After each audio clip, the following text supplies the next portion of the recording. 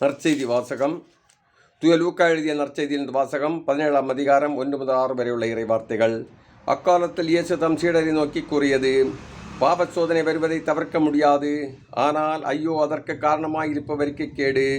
அவர் இச்சிறியோருள் எவரையாவது பாவத்தில் விழச் செய்வதை விட அவ்வாறு செய்பவரது கழுத்தில் ஓர் எந்திர கல்லை கட்டி அவரை கடலில் தள்ளி விழுவது அவருக்கு நல்லது. எனவே நீங்கள் எச்சரிக்கையாயிருங்கள்.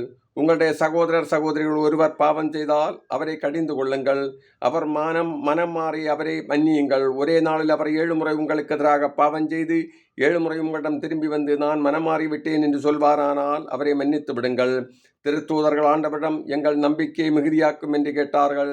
அதற்கு ஆண்டவர் கூறியது: கடகளவு நம்பிக்கை உங்களுக்கு இருந்தால் நீங்கள் காட்டு அத்திமரத்தை நோக்கி நீ வேரோடு வேர்ந்து போய் கடலில் வேரூன்றி நெல் என கூறினால் அது உங்களுக்கு கீழ்ப்படியும் என்றார். இது கிறிஸ்து வழங்கும் நற்செய்தி. கிறிஸ்துவே உமக்கு புகழ்.